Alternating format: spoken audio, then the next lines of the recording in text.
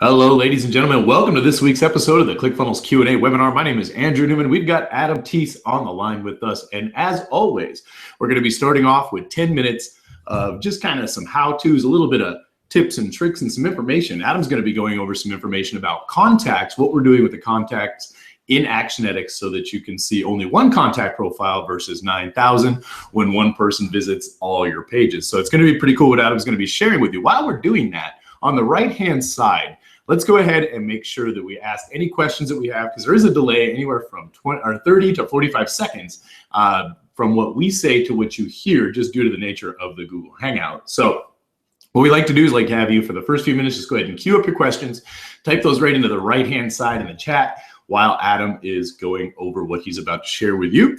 And then we will address those questions in the order in which you ask them all the way up to the end of the webinar as usual. So with that said, Adam, feel free to take it away. Thanks, Andrew. So, okay, I'm going to, you're presenting to everyone instead of me presenting to everyone, Andrew. So, you know.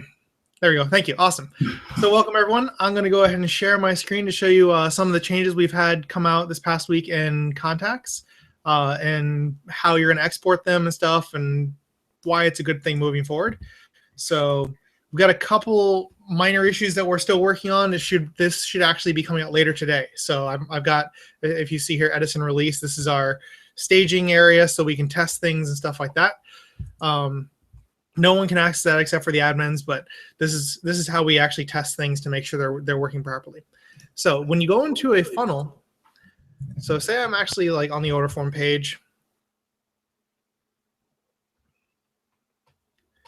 Now I've got this. I've got two tabs up here: contacts and sales. So obviously you can view your sales and everything, how many purchases you have on a per page basis, but you can also view these are funnel wide. And if you mouse over funnels, you can see account-wide contacts and account-wide sales.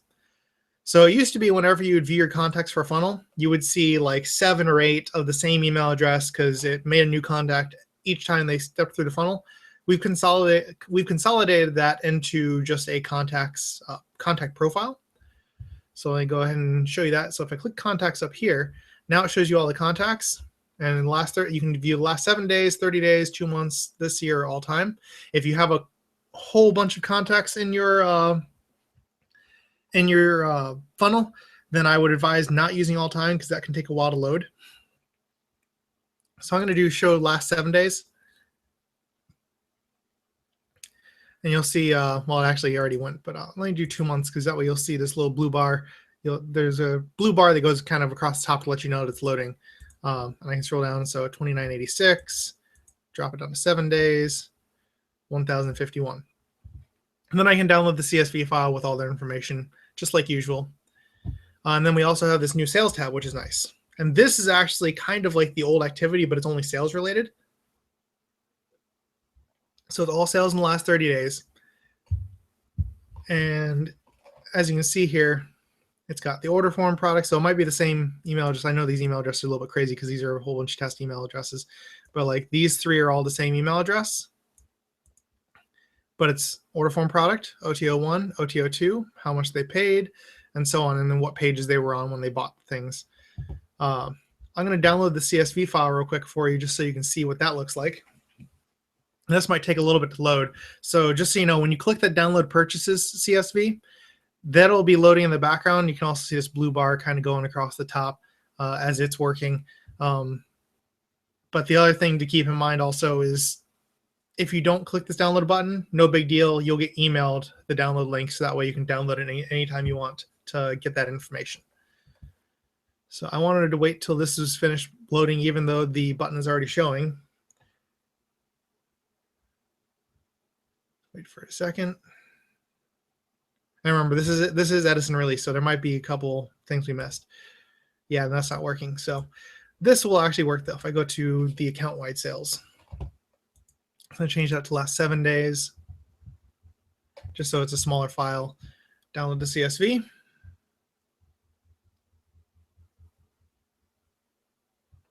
It's loading.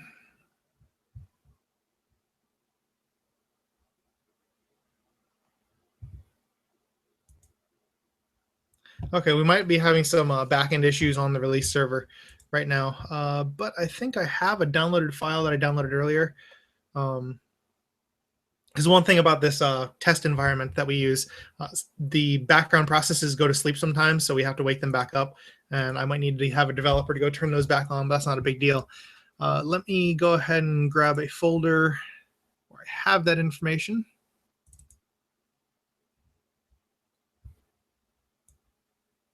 Okay, here we go. Now I'm going to make this the same size. You guys can't see it yet, but I will switch over to that screen in just a second. Hey guys, okay, so I'm gonna switch over to the spreadsheet that has all the information. So now you should be able to see my spreadsheet. And as you can see, so we've got the name if you have something in the name field, the email field, address, city, state, country, zip. So these are all the billing info, and then of course the shipping information if you have shipping fields separately. Most people just use the billing info for their shipping information, which is fine. You can see like stuff. Some of the columns aren't lined up right, and where that's one of the things they're fixing up. But as you can see, it's got all the data for every purchase, so that way you can use this to enter that into your fulfillment warehouse or anything like that. You got all that information in here, and you can just group it by the emails. So break that out, and then you can grab each one. This is the contact profile export. So this just has your user ID, the contact profile ID, the email addresses, of course. This is the CFUV ID is their token for as they're going through the funnel, when it was created, when it was last updated. So that's one thing to keep in mind. Also with the contact profiles, this will only show the most recent information. So if they've gone in and they've changed their name or something, then it's only going to show the most recent stuff. It won't show the older stuff, but that's why you have the updated at also. It's got a lot of the same information. The billing address, the shipping address, so as you collect stuff. So, but yeah, that's what we have for that as far as things coming out. So let me go ahead and close that, and we can go ahead and start on questions. All right, perfect. So we do have a couple of questions. Brad is actually asking about the importing of the CSV files, which is actually what you just went over. So Brad, basically what Adam was just explaining is that we do have a little bit of a bug on the back end with the download. We are aware of that's being fixed and rolled out as of today. As far as any feedback for Brad on that one goes, Adam, do you have anything for him? I don't have anything in particular. If you have a ticket in, the devs are working on it, so just have to wait for that ticket. And I'm still presenting, just so you know. You have to take me off present mode. Take you off present mode, don't I? That's right. That's right. Stop presenting. All right. There we go. You are not presenting anymore. All right. So Simon is asking, Actionetics doesn't seem to find all my social stats. I have tested 2 emails of mine and that are both tied to Twitter and Facebook, but it does not find my Twitter followers, etc. Now, Simon, with that, one thing that I have noticed on the back end with Actionetics is it does take a little bit of time to pull that data from the social media profiles. I did the same test myself. It took a couple of days before it actually pulled in that data, but it was accurate in my account. Now, if it is not accurate in yours, please direct that question to support@clickfunnels.com. We'll be able to dive in there, take a little bit of a closer look, see if there's anything that might be astray on the back end. Adam, any feedback for Simon? Yeah, pretty much. If that and again, that's a bug with it. This Q&A session is for answering questions that you might have about how to use the software. If you have bug issues, please contact support@clickfunnels.com, and everyone will be happy to help you.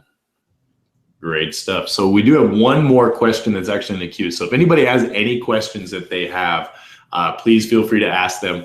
We'll be able to show you on a screen share or anything of that nature to be able to help you guys out here. But Zappy's asking, what's the latest on the split test option when trying to load from a template? It wasn't working a week ago. I've noticed it is loading. Is there anything we can do without it going live before we customize the template? As far as that goes, Zappy, when your pages are in the rotation, they're actually live right now. You can remove them from the funnel step, the page itself, and it'll go down, it'll create a new page underneath. your as a new opt-in page, but then you won't be able to put it back as the thing. So what you would do is, if you're going to create a template, finish all your edits on the template itself before adding it in. So I hope that makes sense. As far as that goes, Adam, do you have anything for Zappy on the templates and making changes before they go live? Yeah, what I like to do whenever most of my split tests, I'm making it from the control just because I want to test one element. But if I want to make a split test from a raw template, what I'll do is I'll actually create a separate page somewhere and design it exactly how I want it to be, and then I will. Sorry, I saw someone comment as me. I'm like, how did that happen? But yeah, so what I'll do is I'll create a separate page, turn that into a template, and then I will put that into the or choose that as my template, basically. Awesome. All right. So JD's asking, I need to get a discussion section in my ClickFunnels membership site. I read something in the ClickFunnels Facebook group where you could do this with Discus. Is there a quote to create a Discus page for each lesson outside of the funnel and then I frame it into the lesson? Could you please show how to do this? Now, I personally don't have a Discus account. Adam, do you have a Discus account? I do have a Discus account, but I don't know how to do what they're saying.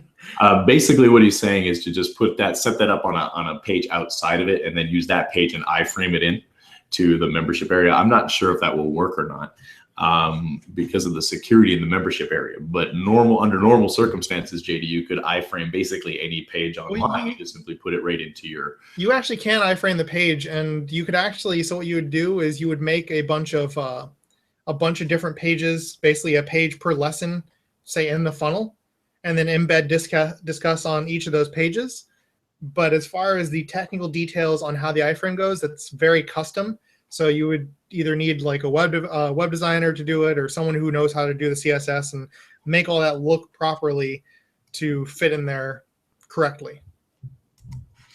So as far as showing you how to do it, JD, that's basically going to be the answer. We need to have somebody to be able to code it in. If you want a video on the iframe or something like that, you can simply just open up a ticket. We'll show you how to do that. We'll make a personalized video for you and show you how to get in there and actually do that part, but making it look pretty, like Adam was saying. It's going to require a little bit of CSS. So Susan is asking, is the email only an autoresponder? Do I need to get an outside source for my regular email? As an example, my name at mydomain.com. Susan, as far as that goes with, for example, Mandrill or SendGrid or anything like that, you can use a Gmail account for the email as the from email. Personally, I wouldn't recommend it, and I think that they do frown upon it a little bit. What I would recommend that you'd have is you have your own customized domain for all marketing and any aspects of it. Do you need it? Not really, technically, no. But it is a good idea to have that. As far as that goes, Adam, any feedback? Yeah, email deliverability is a really complicated topic. And one of the things that, like, if you're doing mass emails like that, if you have it coming from a Gmail address or some kind of free email service, then your deliverability is going to go way down. And this is something I've kind of picked up from some of the email deliverability guys we work with. So you definitely want to have your domain, because then any of the email receivers, whether they're Gmail, Yahoo, or whatever, your domain will gain credibility as more people open it and click on it and different things like that. So that's another reason you want to have your own domain, is because that way you can increase your credibility and be much more likely to get into people's inboxes. Awesome. So Frank is asking, I did use a form to expire the offer on a limited time page. I used a custom form, but nothing was showing when I send myself an email notification by the actions. I can see everything except that I pulled the address, for example. The numbers of characters except are not. Frank, I'm actually not sure what you're asking. I think what you're asking is more along the lines of a bug issue with something not pulling. What you'd want to do is you'd want to direct that to support at clickfunnels.com, or just go to support.clickfunnels.com and be able to open a ticket up for that specific issue. Unless this is actually a question, if you wouldn't mind clarifying that in the chat. Because it sounds like he's trying to embed a form on a page, and if that form is embedded on the page, then ClickFunnels won't collect the information from that, so ClickFunnels wouldn't know the information. But if he's using the custom HTML form integration option, then that would be a different issue. But again, we'd need to really look and see the specific issue. So like, is the form pulling from HTTPS or is it from HTTP? Because if it's from HTTP, it's not going to work. And so there's a lot of technical details that they can really only dig into with a ticket. Frank's also got a follow-up for JD, and he was talking about it's easy to set up with the HTML code and copy it directly into Discus for the membership area. He's saying that that's working perfectly for him. So that's something, JD, you might want to look into, is just copying the HTML code directly in. Well, and Frank and JD, so you know, if you want to have just a specific lesson that was set for this is the discussion area, then that would work fine, because basically the whole membership area acts as one page, and typically Discuss is it links the comments to a particular page, so you wouldn't be able to have a different Discuss comment section in each lesson. You could have one for the whole membership area and it would work great. But if you want it per lesson, that's where you have to have that crazy iframe workaround that is going to take some work. All right. So Susan's saying, this is actually a follow-up question about the autoresponder and the domain name. And asking, where do I get them? Do I get that from MailChimp? Do I get that from SendGrid? MailChimp is not going to provide that for you. That's going to be just an autoresponder system. SendGrid is also not going to provide that for you. That's going to be your SMTP settings. And what you would do is when you set up your account, when you add that to ClickFunnels, there's going to be an email section. It's going to be your from email. And that's going to be the email that sends out to every individual that says this is the person who's sending you from this email address. When they reply to it, it goes back to it. That's going to be the email that you're going to set in there. So that's going to be like we were saying with Gmail or your own personal domain. Of course, we always highly recommend getting your own personal domain name with your own personal email for boatloads of reasons. But deliverability in this instance is going to be the main reason why we're going to suggest that. As far as that goes, do you have any feedback, Pat? I think she's asking about where to get a domain. And for getting a domain, you could go to GoDaddy, Namecheap, Google Domains. There's lots of different places to buy it. If you need like a yourdomain.com, and if you already own your domain, like if you're using custom domains with ClickFunnels, then look through our you would actually look through SendGrid support on how to connect your domain to SendGrid or Mandrill to check to see how your domain connects to Mandrill and things like that. All right, so Jill's in. She's saying, can I delete contacts at this time? If so, how? If no, when will this be coming? I'd like to have a clean list here, and I shouldn't have imported as many times as I have. She's got a lot of contacts is what she's saying. It looks kind of messy. As far as contacts go, Jill, you can delete the contacts from specific lists, but like any autoresponder system, you can do Aweber. You'll notice this. Aweber, GetResponse, all of them that I personally used. When a contact either unsubscribes or if I remove them from my list, they're still stored in the database in that particular autoresponder service under my account. And it's the same thing with ActionX. The difference is you get to see it. It's all right there, right in front of you. It's not kind of hidden off to the side anywhere where it's gonna make you feel all warm and fuzzy inside. You know what I mean? So what we do is we have a little bit of things that you can do. We just separate all these contacts into specific lists, like an unsubscribed list or a spam list or a list of that nature that you would just basically leave off in the corner and let accumulate some dust. As far as that goes, Adam, do you have any feedback for Jill? There's also one thing to keep in mind is there's two areas of contacts. There's the ActionX contacts where you have the social profiles and stuff like that, and then there's regular contacts for your funnels. If it's just funnels, we purposely did not allow you to be able to delete contacts from that, just because of it can cause problems. And we're looking at adding it, but we need to, before we actually make the ability to delete contacts, we have to have a solid ability to recover contacts for people who accidentally delete them. Even if we have 15 steps that you have to go through to delete it, there's going to be people who go, oh, I accidentally deleted it. It's like you typed delete in, you said yes 14 different times. Like, how did you delete it? But so we first thing we have to do is we have to come up with the process to recover to make that easy on us, as well as when it comes to ActionX, we are definitely looking at least making it so you can delete contacts off of ActionX, because we know you're limited to the 100,000 social profiles. So we're looking at options around that and things like that. If you are nearing your limit, then let us know, just make sure they're not on any lists, and you don't have to worry about emails getting sent to them or anything like that. But beyond that, we purposely didn't allow you to delete it right now because we used to have the delete button, but too many people were accidentally deleting it, even though you had to confirm that you wanted to delete a contact. Very, very, very good. Okay, so JD's got a follow-up question with reference to discuss. Okay, so the follow-up question is in the membership question. Russell had mentioned in the Facebook group, we have a big surprise update coming soon for our membership platform that'll take your memberships to 4 or 5 levels and beyond. Will this new update include the discuss section, and when is it coming? As far as ETAs go, JD, that's one of the most complicated things that we could try to give you. Now, we could tell you what you might want to hear, but then when that time and date comes past, it's like the apocalypse. You're going to be disappointed. You know what I mean? So what we don't want to do is we don't want to put solid dates on things unless we absolutely know that this afternoon this is going to be fixed. So with that, I don't want to tell you a date, but Adam, do you have any feedback, anything for JD on his question there with the update to the membership area? We have a lot of plans for membership areas and changing how they work and stuff like that, but definitely no ETA at this time. It's a ways out. We have other more immediate priorities right now, but we see it on the horizon. So great stuff. Now, Therese is asking. With reference to Frank and JD's question with Discus with the HTML code, I'm assuming, and it says, where do I get the HTML code to copy? Adam, I'm okay with the discussion area having in the whole membership site versus one lesson.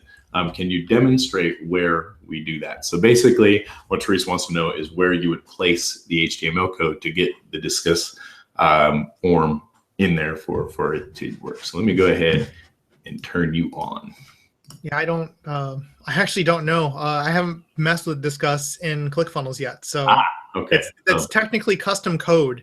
So it would either be the custom HTML element or custom JavaScript element. Experiment with it, see what works, and you get the code from Discuss. So that's all I can really tell you from my personal experience. I don't know. I haven't messed with that. Perfect stuff. I personally have never messed with it either myself. So like Adam was saying, what you're going to want to do is go in there and play with that. Obviously, if you want a little more hands-on, what you can do is you can open up a ticket and we can help you. We can go in and we can look at the code and we can see if it's JavaScript. We can see if it's just standard HTML. We can see if there's anything that we can do right off the bat to be able to help you. No promises, but we can still take a look. So as far as that goes, that's actually all the questions we do have being asked at the moment. So if anybody else, if you don't have any more questions for us, we can go ahead and end the webinar just a little bit earlier this week, about 10 minutes or so, but that is up to you guys. So if you do have any questions, please let us know on the right-hand side. We're here for you, and we want to make sure that we answer any and all questions that you do have with related to stuff that's ClickFunnels. If they're bugs, obviously, we're not going to be able to do anything about that live, but we can do that on an individual one-on-one basis within the support desk. So Adam, did you have anything you wanted to share while we kind of see if any more questions come rolling in? That's all I got for today. We have a lot of work to do, so I'm okay with it ending early because we've got a lot of features coming out and we've got a lot of just back end stuff. It's amazing growing a software company, that especially one that's in the cloud. You think the cloud can scale forever, and it really can, but there are limits and certain bottlenecks occur, and it's amazing. Therese is asking, how do you connect audio files? What I do is I use SoundCloud. I upload the audio to SoundCloud in a private upload, and then SoundCloud will give you the code to embed that onto a page. Very simple. I use SoundCloud as well. And awesome. It's really nice. It works really well. It works in the membership area. You, like Adam was saying, you can restrict who can see that on cloud or hear that, I guess, on SoundCloud from that point forward. So yeah, that's a good question. And the answer is SoundCloud. It's free when you first set it up, and then I guess you can scale it up from there as you grow. So yeah. And Simon's asking what new features are rolling out in the next 60 days. Stay tuned, and as we roll them out, we'll talk about them. Absolutely, exactly. So when we roll them out, that's when we really get excited about it, because we get to play with it, and that's when we share it with you in most cases on this webinar, is because we're always looking for ideas. And that's another thing, guys.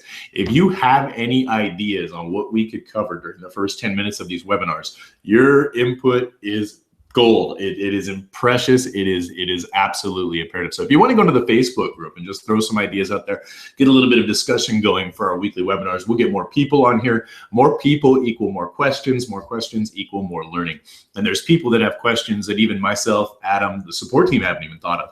And just like all of us who are in attendance here today, we haven't thought of all the questions that we actually have. And when somebody else asks a question, like, oh yeah, that's a good question, that's what we really want to see. So if anybody has any thoughts, please do share that in the Facebook group, point them back to the webinar, and let everybody know that we do these on a weekly basis. So anyways, with that, we do not have any questions at all anymore, Adam. So I'm okay with ending this early. Everybody, you guys are awesome as usual. Yes. Appreciate you coming out. Thank you very much for coming out and asking awesome questions. Have yourselves a great day. We'll see you guys next week. Have a good one, guys.